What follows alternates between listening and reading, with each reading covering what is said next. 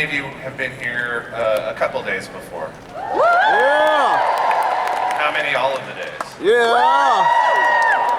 So for those of you that are new in the room, I do want to say a little bit about the fact that this is Comic-Con's 50th show. And yeah, thank you. And we're really, really excited to have you guys be a part of it. And one of the things that we want to kind of talk about is, I don't know if you knew, but Comic-Con started with like 300 people. Mm-hmm. And now clearly we've grown just a little bit. But one of the things that has done that is you, the fans. We are so appreciative of all of you, just as all of the people that have been bringing panels are. You guys have been the shepherds of this content and this fandom. You guys have made it cool. You guys have made this the cool thing to be. So it's no longer this niche thing.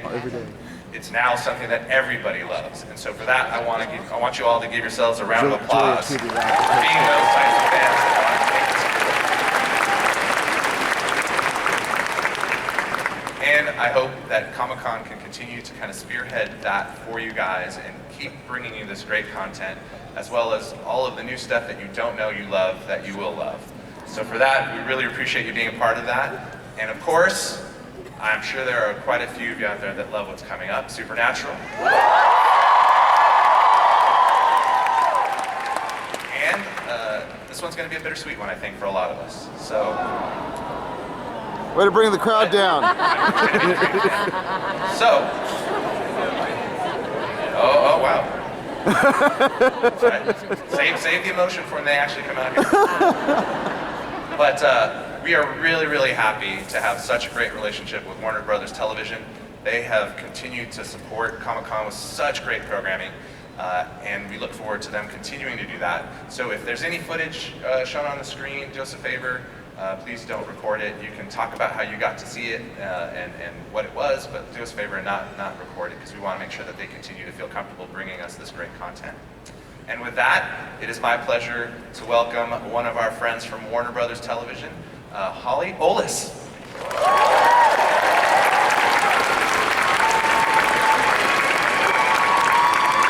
Hey guys! Good morning, Holly. I'm Holly Olis from Warner Brothers Television Publicity, and welcome to Supernatural. Get their collectible mini Impala for today's final panel. How about that? All right, so the road so far. If I cry, please don't. These words are so familiar to us now, but I want you to think back for a moment about where you were when you first discovered Supernatural. Maybe you were home on the evening of September 13th, 2005. And caught a little show about two demon-hunting brothers crisscrossing the country in a badass car in search of their missing dad. Or maybe a friend lent you their VHS tapes, remember those? Or maybe you happened to catch a bunch of reruns. Or maybe you weren't even born when the show started and just watched all 14 seasons over a week last month. Or maybe your ritual is, and has always been, to be parked in front of your TV every Thursday night at 9/8 Central in your Winchester plaid, tuned to the CW, just like you will be when the 15th and final season premieres on Thursday, October 10th. Whichever road you traveled, it brought you right here, right now, to Hall H at this moment to be at the final San Diego Comic-Con panel for Supernatural, which I'm once again thrilled to say remains the longest running sci-fi genre series in the history of American primetime. Thanks to all of you as it enters its 15th and final season this fall. And it always goes without saying, as always, it's all because of you, the amazing, awesome, and worldwide Supernatural family, who will always be Supernatural family forever. Speaking of those VHS tapes, now better known as DVDs or digital downloads, Warner Home Entertainment will also be releasing the complete 14th season on Blu-ray and DVD on September 10th, and it's available at digital retailers now. And if you haven't done so already, please stop by the DC Warner Brothers booth and pick up the Warner Brothers themed TV Guide magazine Comic-Con issue featuring these boys on one of the collector's covers. And now, it's just about supernatural time. Very soon, your favorite trickster, Richard Speight Jr., and Chuck himself, Rob Benedict, will be here to kick off this year's panel. But first, the absolutely wonderful Supernatural producers and post team have put together a very special reel just for you. It's a fond look back at the road so far, so please keep an eye out for some of your favorites. And finally, on a personal note, I just want to thank you all so much for being the best fandom ever. Supernatural family forever.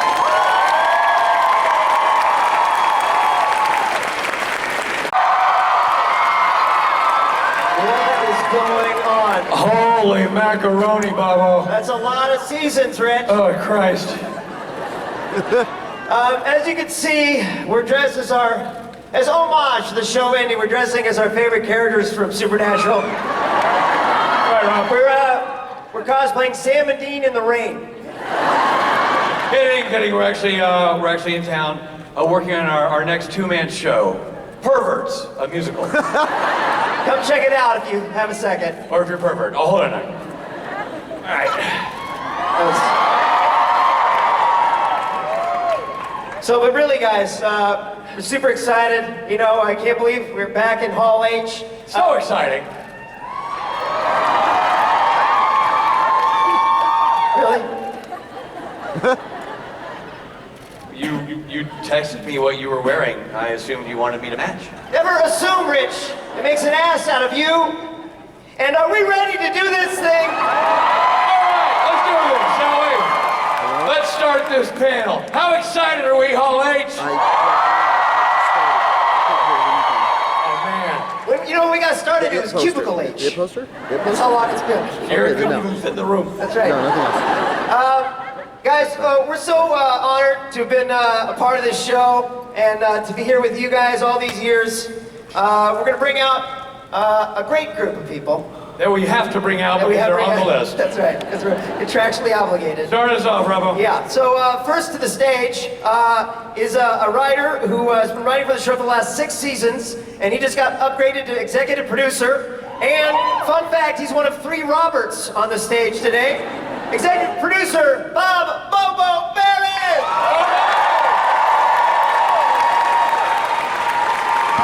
There he is. Sweetheart Bobo.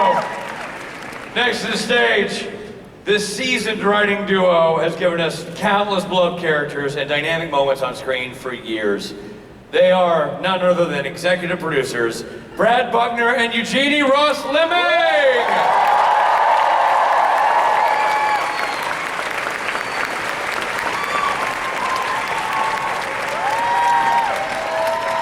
Our next guest's very first job in TV was writing for Supernatural.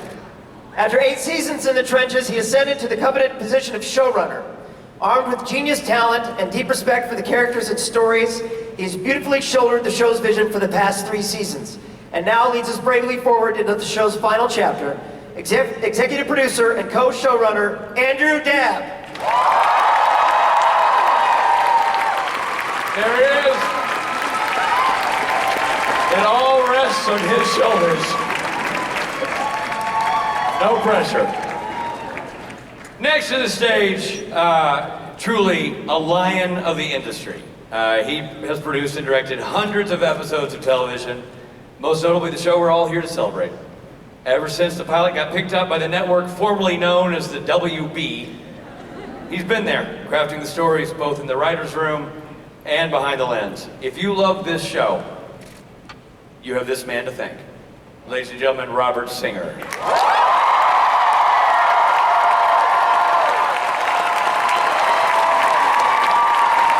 Co-showrunner, executive producer, and director extraordinaire. And the Robert trifecta is complete. You know, I co-wrote that speech. Bob, I get nothing? Kiss from Bob. I know. I can die now. In the short time this actor has been on the show, he's endeared himself to fans and veteran actors alike. Dry wit, raw talent abound. A welcome member of the Supernatural family and the sole representative of Canada on the stage today, Alexander Calvert.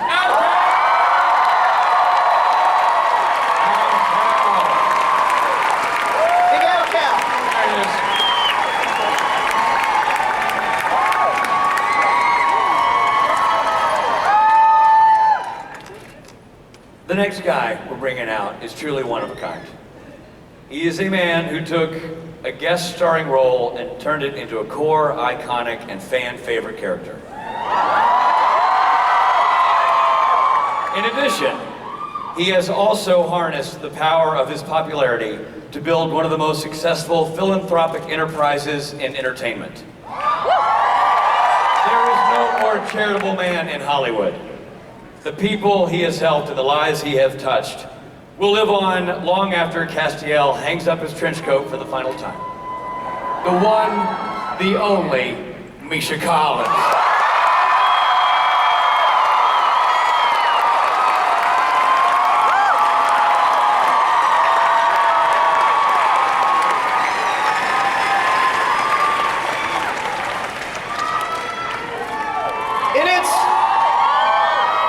In its storied history, television has generated a rare few epic brother duos. Bo and Luke Duke. Jamie and Tyrion Lannister. Those two dudes from Suits. Were they brothers? I don't know. The point is, epic brother duos. Indeed. And no such duo is more epic than Sam and Dean Winchester. And there would be no Sam and Dean without these next two gentlemen. And let's be honest, in fact, there would be no show. Their chemistry both on and off screen has been the lifeblood of the show's success. They also happen to be two of the most professional and kind guys we've ever had the pleasure of knowing. They are loyal to each other, gracious to their crew, devoted to their families, their friends, and the fans. In short, class acts. Ladies and gentlemen, Jensen Ackles and Jared Padalecki.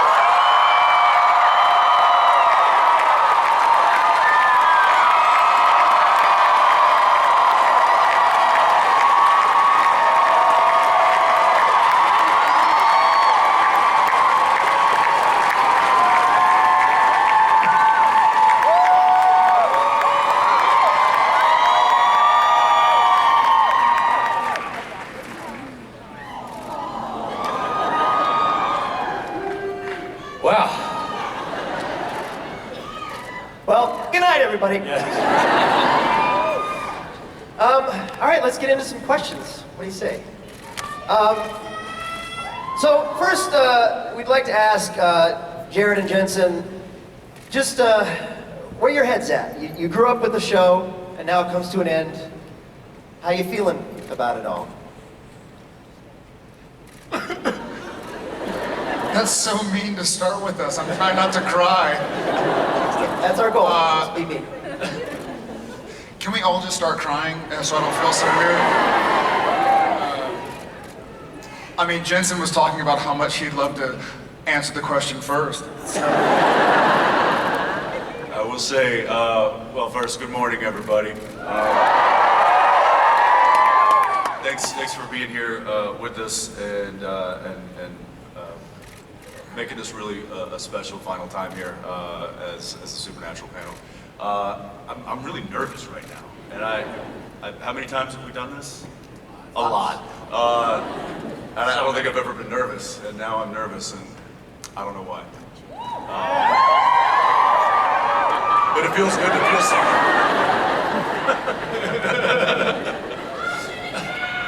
Do it again? Okay.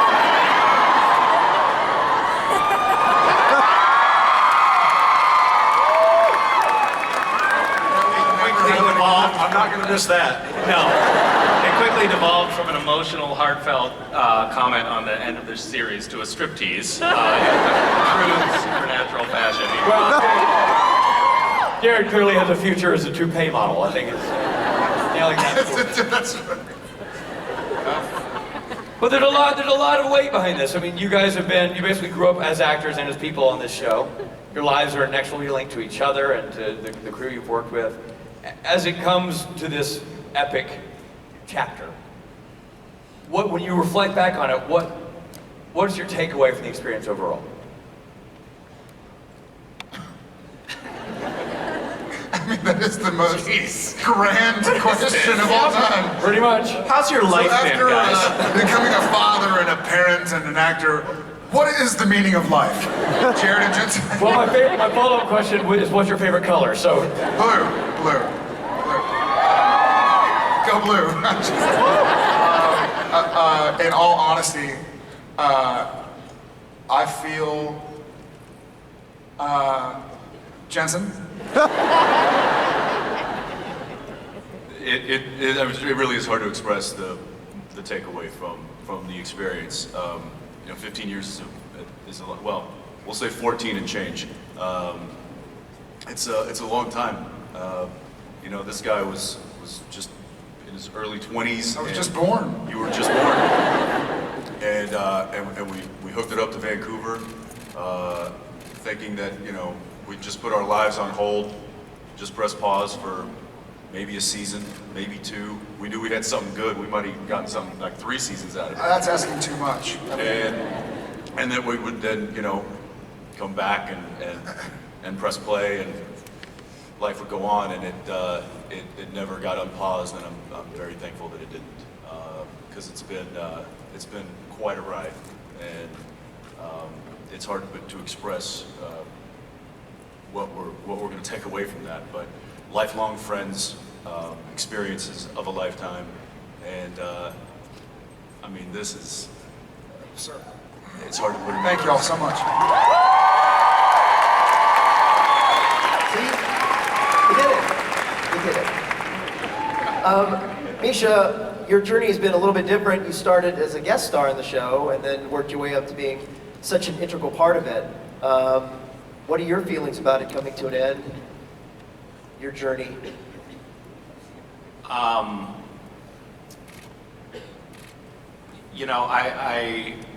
When I got on the show, I just recently found a goal card. It's these 3x5 note cards that I write around New Year's. It's really nerdy, but it's like, here are my goals for the year.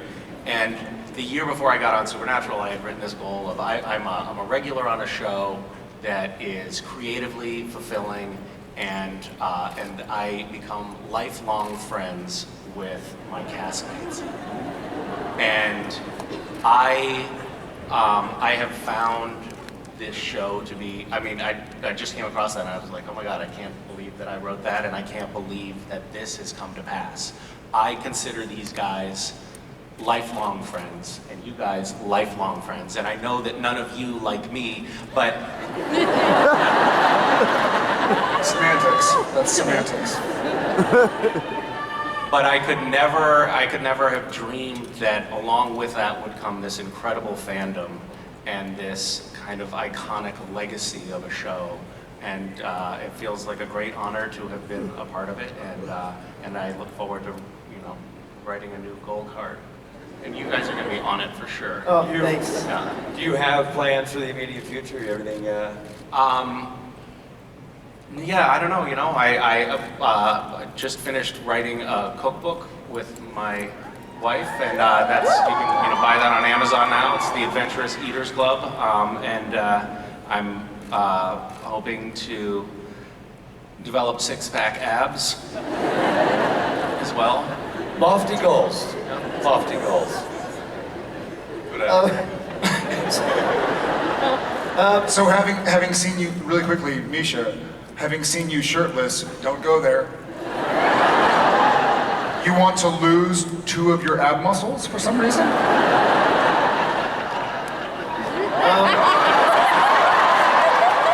Alex, big out. I've seen the manips. I've seen the photo manips, a few of them. You're usually pretty ripped, and those chains and stuff. Al, big Al Cal. Yeah, let's follow up on the nipple question. Yeah. That's great, thank We have it on our notes here. After nipple, go to Al. If James goes to nipple, immediately go to Alex. you. Thanks, guys. So, what about you, buddy? You got any plans? What about, How are your abs? what about Jack's journey at the end of, Good save yeah. there, buddy. At the end of last season, the guy who played God was not very nice to you. In a real beehole. Yeah, I've heard some not so great things about both the character and the person. Well, so that's it's, not fair. Yeah. That's not fair to say, Al. Where do you see Jack going this year? can I confirm that Jack is back in some capacity? Why are you asking them? Well, anyone can chime in here. Yeah, Jack had a real, not so great end to the season, but yeah, I don't know. For me, I think Jack's journey and mine on this, my small part on this show has just been truly, truly incredible. So I'm just excited for all of these people and for you guys as well, just to really see this journey come to an end. Yeah. Well, we love having you on the show. It's been a great addition to the cast. Bob, who's a singer. I'm sorry. One of the three Bobs. Bob number one, we'll call you. You've been around, minus the pilot for the whole run of the show. You also have a long and history journey through the annals of television with your career. This is a rare breed, a show that lasts this long, that has maintained its original cast. So much of its crew is still the original crew. It's hard to do, I would imagine, but how do you explain this lightning in a bottle phenomenon? Like this never happens. What made you unique in this scenario? Well, first of all, I want to say that what I'm worried about mostly is that this time next year you guys will be looking for a gig. So. And we have your number. Okay. Well, I think you start with Jaron Jensen.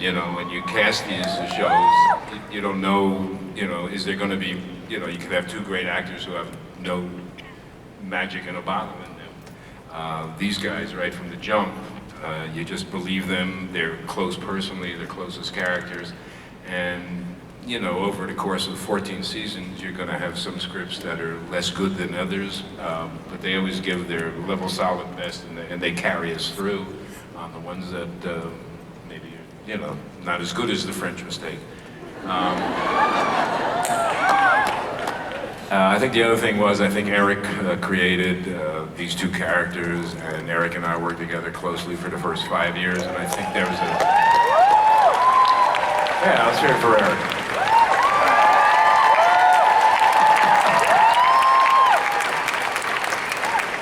So I think a foundation of what the show could be was built fairly early, and I think when Eric left us, he left us with a lot of good things.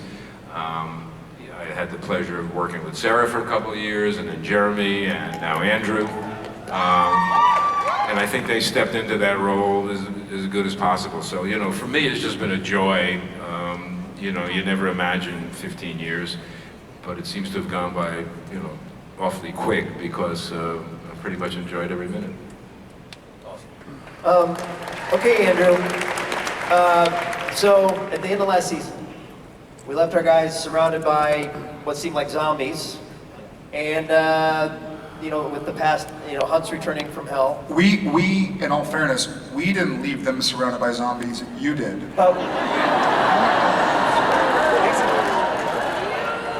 Deal with it. In past seasons, the endings have felt big, but this time we know it's the end. So how do we move forward? We don't. It's 20 episodes of clip shows. Oh, well. Good to know. We can't outdo the last 14, so why try? That's my opinion. Well, good to know. Good to know. Just for myself, in terms of what I'll be doing. Scheduling. Yeah, scheduling. Yeah. Now you're wide open. Yeah. Eugenie and Brad, what about God? He's not the God of yore. He's not the nice guy that he once was. Seems pretty pissed. And apparently a real jerk on set. Well, but great looking. Oh, they recast him. How do you move forward with that entity? And I'm not asking for personal reasons. Really, truly, how do you think that will shape this season and where we go this season? Well, I think that final moment, the very end of the season finale, was probably one of the big game-changing moments we've ever had on the show. And to be 14 seasons in on the show and be able to have that much of a game changer is something. Because there was an assumption about God. We talked about God having left the building, he was not around, he was a long distance guy and literally had hands off. And that was confirmed when Chuck appeared for the first time a couple of seasons ago. But that was really the rule, and the boys bought into that and believed it. They were willing to accept a God who was hands-off and sort of let free will take over, and humans would do what they were going to do, and he would step in as needed, maybe. But this changed everything. Suddenly we have a God who never did leave the building, really. He was standing in the shadows, manipulating, creating stories, and watching how the boys were going to respond to this.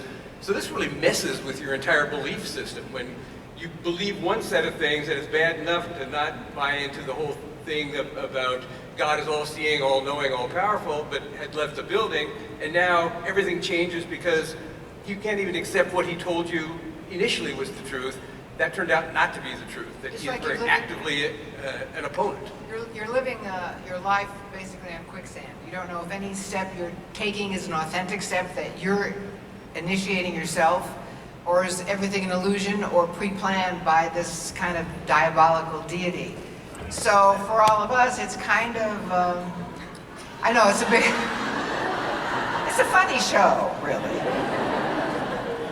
So we're sort of playing with each other as writers, trying to figure out what it really means. I think it's the last year, so we have a chance to take chances we didn't have before. We're building to something that we all have to have a consensus on, but it's an answer that can never really be final. I think it has many tentacles, and you'll be seeing them played out through the season. But basically, it's kind of exciting for us.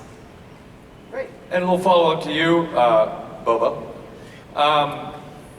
We know that every year you build the season up to the big bad that's going to carry us through the next year. In this instance, you guys have crafted the biggest bad that can be conjured in the form of God. So how do you see that playing out from a character standpoint for God this season? Well, I think to build off what Brad and Eugenie were just talking about, what is really exciting about this Chuck reveal at the end of last season is that it really opens up the theme of free will, which is what we've been dealing with this entire time. And I think the way that this news lands on both Sam and Dean, we'll see them sort of respond very differently at different points to this news. And I think it puts everything they've done, everything they've accomplished into doubt. What was them? What was this plan? And I think the position of the show is, yes, you did save the day. Those were authentic victories, but they have to struggle with that and sort of reclaim, the victories of their past and say, no, this was us. We do have free will. And it's just that dynamic is going to play out really interestingly throughout the whole season. Awesome. And Andrew, to you as the co-showrunner along with Bob, you've been handed this assignment of taking a legendary show that everybody loves and has followed for 15 years and sending it off into the night in the best way you know how. You've come up the ranks with the show. Like, you started as a baby writer, and now you're co-boss. How did it feel to know that this creative energy would be foisted upon you? Well, the good news is there was no pressure. Yes. So that's the best news. No, I've been on the show for 12 years, and I worked with Eric and Sarah and Jeremy. And Newbie. Yeah. And Bob's like, no, that doesn't count. But the show's been a real part of my life. It's my first job I've had in television, possibly last. We'll see how it goes. And so to have the honor to kind of end it along with Bob and Brad and Eugenie and Bob and everybody on the stage, minus one. It's just really, it's really exciting and scary, and I think, the things we have in mind, I think, I would guess about like 30% of people would be really happy. Yeah. And to please a third, that's our motto. Don't go for the majority, just go for So 7 out of 10 of everybody in this room is going to be pissed. Yeah, it's going to be, cool. If you thought Game of Thrones was angry, yeah, I mean,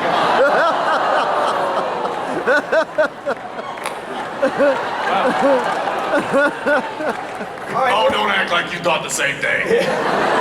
Awkward segue. Let's go right into this. Robbie, should we take some Yeah, I know questions? you guys are eager to ask questions, so let's throw it out there.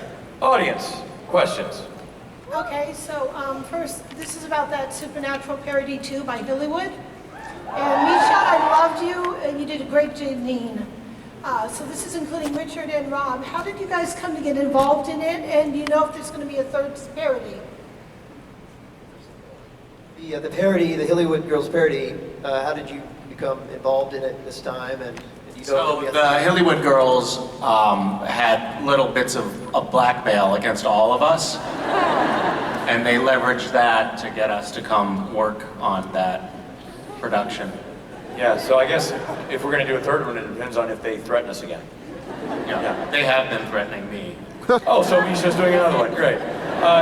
Those girls are super talented. They do such funny work, and it's a great homage to the show. And I think the first one was such a success that it was an easy ask to get everybody to come on board and do number 2. All right, next question. Hi guys, love you. My question is, since this is the final season, is there anything you haven't got to do on the show that you really want to do? It's a great question. As far as things that haven't happened to us on the show that I would like to happen, great question. Thank you. I mean, we always would kind of joke in the last 307 episodes that it would be fun to, but who's counting? It would be fun to go to a beach in Maui or something, or do, you know, like do laundry in our underwear in a laundromat somewhere. But Misha's not ready, unfortunately. He has to lose 2 of his ab muscles. Yeah.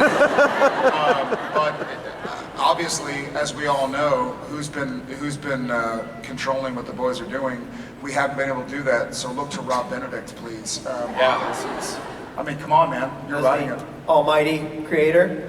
All right, Maui. You're Chuck. Maui.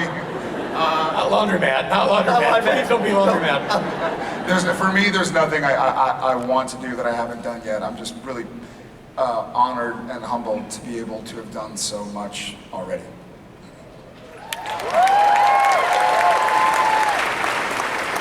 Maybe take the Impala to the track.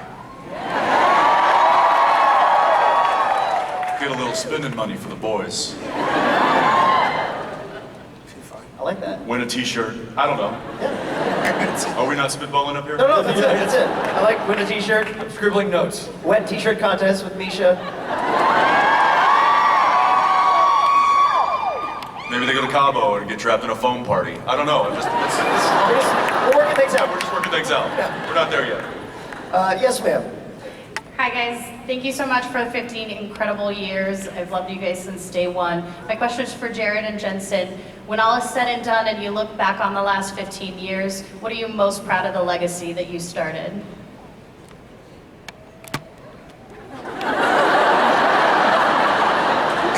Easy, Jensen.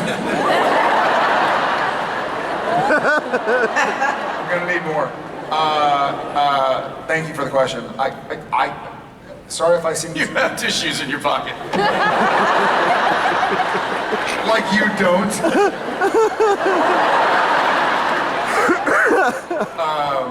This is a really unique feeling. We've been up here a few times. We've been really lucky, and the gang at Comic-Con has been outstanding. This is a really weird sensation. I keep on sort of going and having out-of-body experiences, wondering why there are so many people looking towards all of us on stage and going like, oh wow, this is a cool thing. We're not going to be here next year. So I feel like the relationships I've been able to build, met a couple of my best friends. I also met Richard Speight. But I also met people I really enjoy. I also met this girl named Genevieve.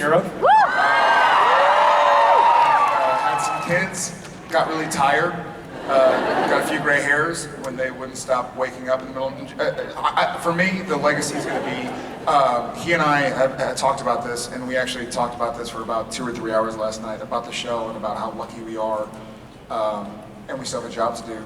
But I feel like I'm really lucky because my friendships won't go away, and Sam Winchester, for me, won't go away. He'll be a part of me forever. And, you know, so.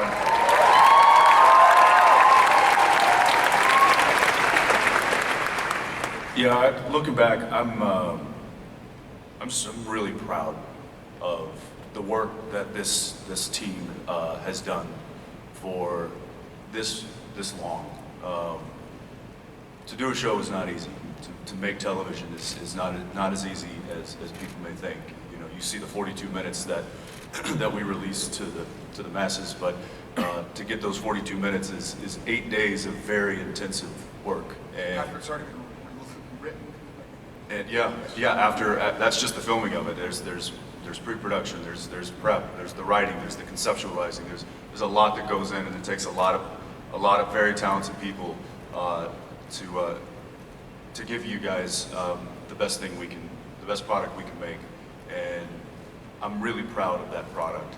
And after this long on a show, to still truly love what we do and be proud to hang my hat on that at the end of the day is that's what I'm gonna take with this. That's one of the legacies that I'm proud of is knowing that I put it in. I put in the effort.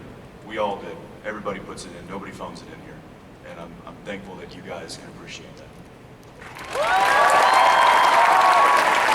Okay, we'll take one more question. Yes. Hi, I just want to say thank you so much for being here today. My question is for Misha. I was wondering if there's anything that you're planning to take from the set after the show's over. You work for Warner Brothers? Security. Yes, I have plans. I've already rented a semi-tractor trailer and built a cage in which I will put Jensen and Jared.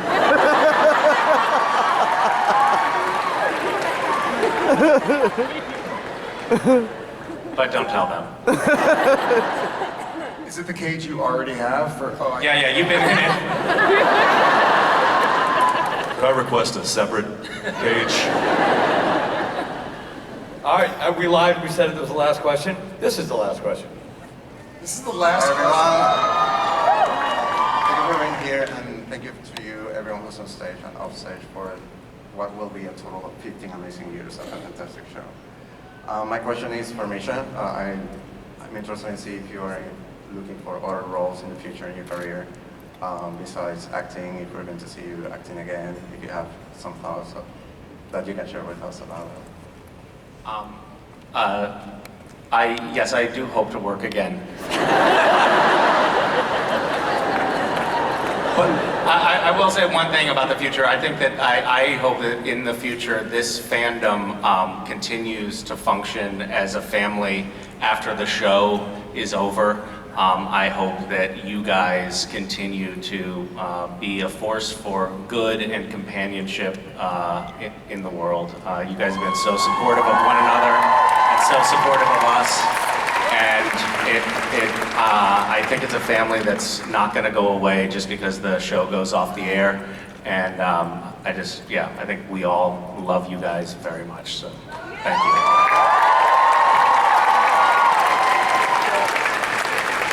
Well, with that, we want to show you guys a little video. So if everybody keep their eyes on the video screen, we're going to show a little something on the screen. So you've got the weapons box, you've got the scratched initials, everything. It's an exact replica. I'll take it. One of you... You're not eligible, sir. One of you lucky people will be able to take this home. And I'm turning it over to Jeff right now in the audience, who's going to move forward from here and get people their chance to win. He's going to explain. If you were lucky enough to ask a question, you have your potential keys in your hand, and now you guys are going to pick a lucky winner. Jared, Jensen, gentlemen. Put that on me. Don't put that on me. I know. Out of this bag, you shall pick.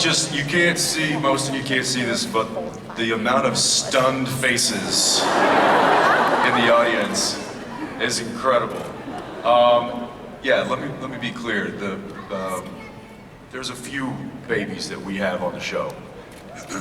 This is from the ones that have helped put her back together for the show time and time again. They have crafted an exact replica of the one that And Rick is here. Yeah, Rick Blevins. Rick Blevins. Where's Rick Blevins? Hey, where is he? There he is, Rick Blevins. Rick and WBTV teamed up to make this happen, and it's awesome. So these guys know a thing or two about Baby, and they have handcrafted this one and put it together for.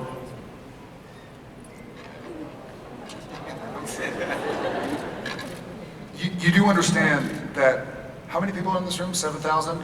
So you're about to piss off 6,999 people. Just like Andrew. You have security. I'm already pissed off about it. I don't share well. He doesn't. Who has number 3? Congratulations. You know what you just won yourself a new car! Have a red car.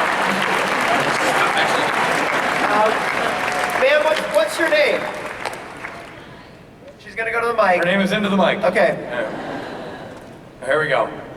What is your name? Laura Dietrich, Laura Dietrich, you are the new owner. Where are you from? Grass Pass, Oregon. Grants Pass, Oregon. Love Oregon. Well, you're going to be driving real freaking fast over Grants Pass real soon.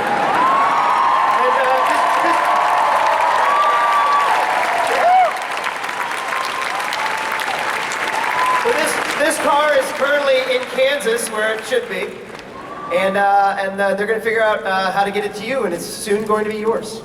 Thank you. Congratulations. Thank you again to Rick Levins and WBTV for making that happen. Unbelievable. Ladies and gentlemen, on this stage, time is ticking down. We're running out of moments to share. Final thoughts as we say goodbye to Hall H for the final time. Mr. Singer?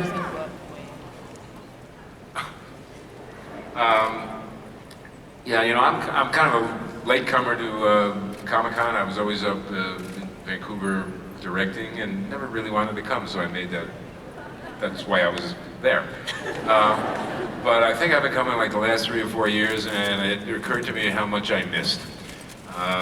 This is really an experience, being here with you people, doing this show for as long as we have has been a remarkable experience. I think as the guys said, the show will end, but I think the friendships and the memories that we've all had together, they're going to live on for as long as we're here.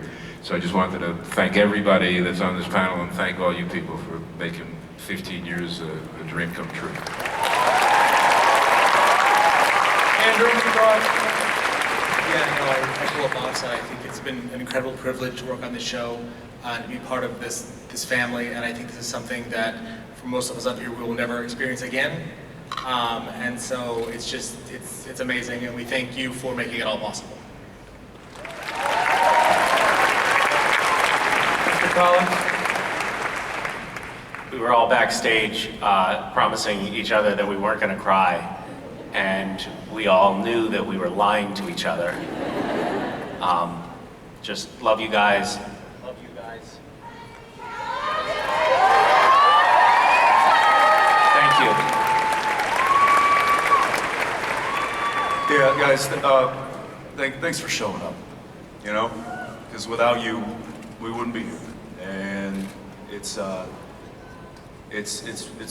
amazing thing to see. This many faces who appreciate what we do. We love you guys!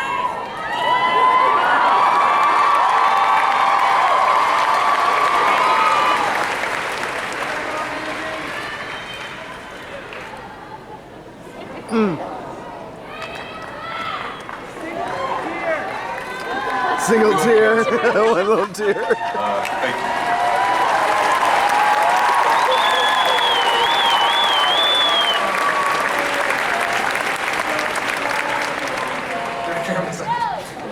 I'm the luckiest man on the planet. My cup floweth over. Thank you guys very much. I'm gonna miss you.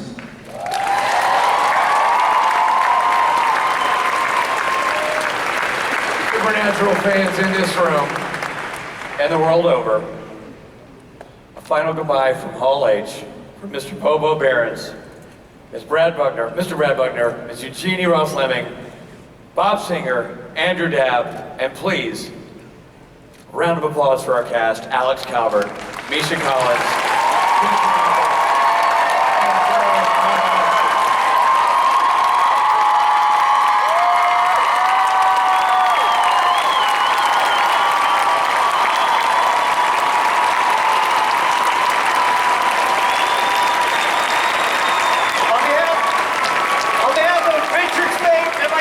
Thank you for allowing us to be a part of this panel every year. We'll miss you. We love you very much.